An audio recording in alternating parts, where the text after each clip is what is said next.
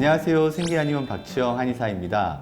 오늘 영상에서는 아토피에 대해 공부하실 때 생길 수 있는 의문점에 대해 알아보겠습니다. 특히 아토피의 이중적이고 양면적인 특성에 대해서 말씀드리려고 하는데요. 오늘 영상에서도 정대웅 원장님과 함께 하겠습니다. 안녕하세요. 생기한의원 노원점의 정대웅 한의사입니다.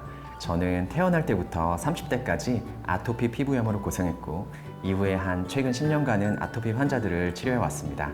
40여 년간 아토피와 함께해온 경험을 바탕으로 오늘 주제에 대해 깊이 있게 이야기 나눠보고 싶습니다. 네, 정 원장님의 풍부한 경험이 오늘 대화에 큰 도움이 될 것 같습니다. 아토피는 겉으로 보기에는 단순한 피부질환 같지만 실제로는 매우 복잡한 메커니즘을 가지고 있죠. 이 복잡한 특성 때문에 많은 환자분들이 치료에 어려움을 겪고 계십니다.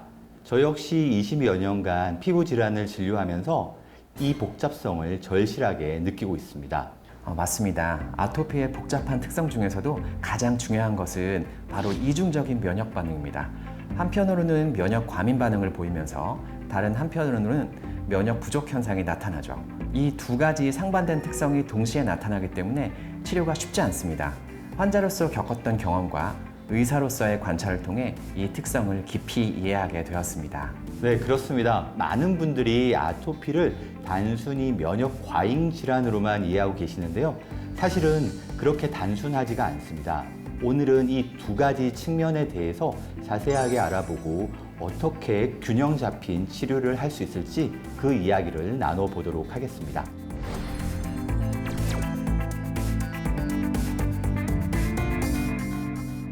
실제로 아토피 피부염에서 가장 먼저 눈에 띄는 것은 면역 과잉 반응입니다.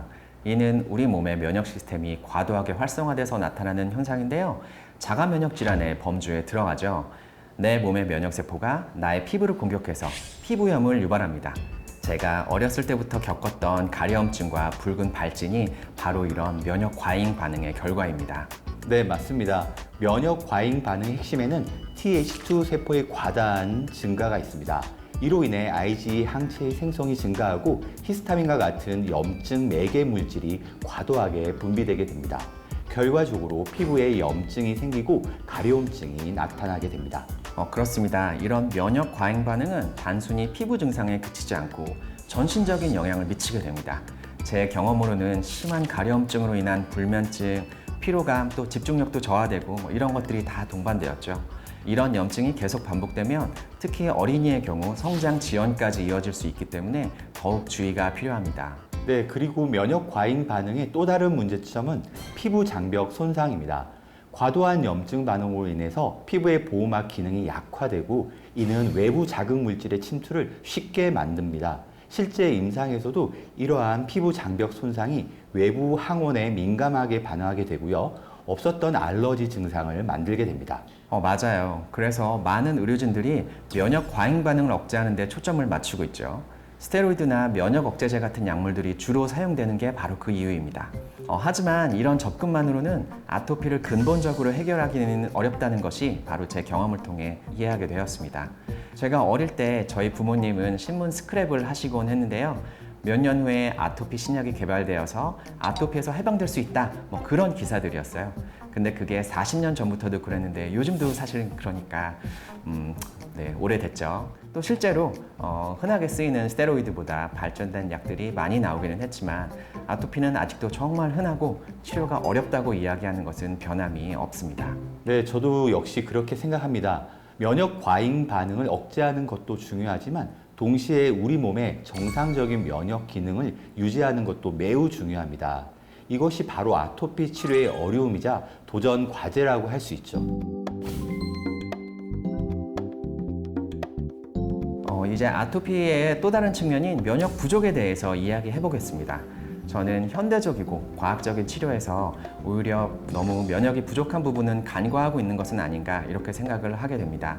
실제로 아토피 환자들은 면역력이 떨어져 있는 경우가 굉장히 많습니다. 제 경우에도 아토피로 고생하는 동안 잦은 감기나 피부 감염으로 굉장히 힘들었었던 그런 기억이 있습니다. 맞습니다. 면역 부족의 주요 원인 중 하나는 Th1 및 Th17 세포의 기능 저하입니다. 이 세포들은 세균이나 바이러스에 대한 방어를 담당하는데요. 아토피 환자들에게서는 이 기능이 약화되어 있습니다. 그 결과 2차 감염에 취약해지면서 피부의 상처도 잘 낫지 않게 되는 거죠. 제가 겪었던 가장 큰 어려움 중 하나가 바로 이 잦은 감염 때문이었습니다. 특히 농가진이나 모낭염, 땀띠, 물사마귀 같은 다양한 피부 감염과 싸워야 했죠. 전에도 말씀드렸듯이 안과 합병증도 유발해서 포도막염 같은 중증 상태도 겪어보았고요. 또 어디서 넘어지거나 모기 같은 벌레에 물리면 더 퉁퉁 붓거나 또 피부가 잘 아물지 않는 경우도 많았습니다. 네, 면역 부족으로 인한 또 다른 문제는 피부 장벽 기능의 저하입니다. 피부 장벽이 무너져 있기 때문에 그 틈으로 먼지, 바이러스, 세균 같은 이물질이 피부로 침투하기 쉬워지겠죠. 게다가 정상적인 면역 기능이 약화되면 자극에 더욱더 취약해집니다. 이는 만성적인 염증과 가려움증의 원인이 되면서 결과적으로는 아토피 증상을 더욱 악화시키게 됩니다. 그렇기 때문에 이러한 상황에서 항생제 같은 약을 자주 사용할 수밖에 없고, 그래서 또 다른 문제가 초래됩니다. 항생제 내성이 생기거나 장내 세균총의 불균형이 만들어질 수 있죠. 저 역시 이런 문제들을 많이 겪었고, 그 결과 전반적인 건강 상태가 좀 더 나빠졌던 그런 경험이 있습니다.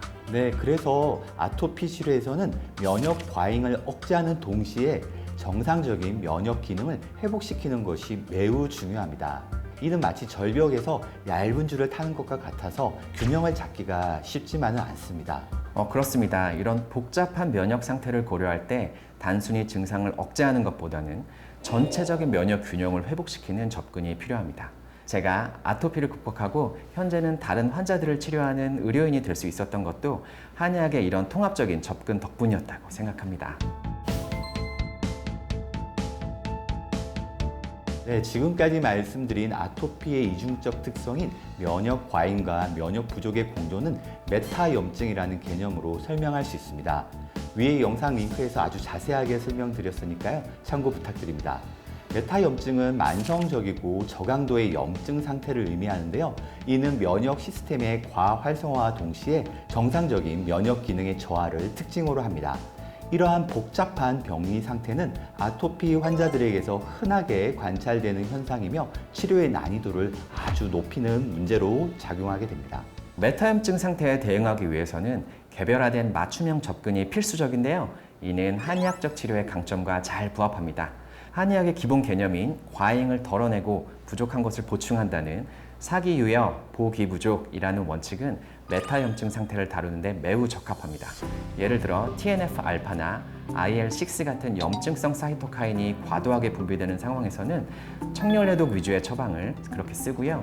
반대로 면역 글로불린이나 인터페론의 분비가 저하된 경우에는 보익생기 위주의 처방을 사용할 수 있습니다. 네, 정 원장님이 정확하게 말씀해 주셨는데요. 한의학적인 치료의 장점은 개인의 체질과 증상에 따라 처방을 아주 세밀하게 조절할 수 있다는 점입니다. 예를 들어 열증이 현저한 환자에게는 황금, 황련, 황백과 같은 청열약을 위주로 처방을 하게 됩니다. 반대로 기혈증이 심한 환자에게는 황기, 인삼 등의 보기약을 중심으로 처방을 구성할 수 있습니다. 그리고 보통은 이 두 가지 병기가 동시에 존재하기 때문에 최적의 조합을 주치의가 구성하며 배합하게 됩니다. 더불어 단순히 증상 완화뿐만 아니라 근본적인 체질 개선과 면역 개선을 목표로 하기 때문에 장기적인 관점에서 아토피 관리에 매우 효과적입니다. 예를 들어 비위를 강화하여 후천적 면역력을 높이는 방법도 있고, 폐경을 다스려서 피부의 방어 기능을 향상시키는 방법 등을 활용할 수 있습니다. 이러한 한의학적인 진단 방법은 단지 좀 단순하게 기운을 보한다 같은 추상적인 얘기가 아니고요.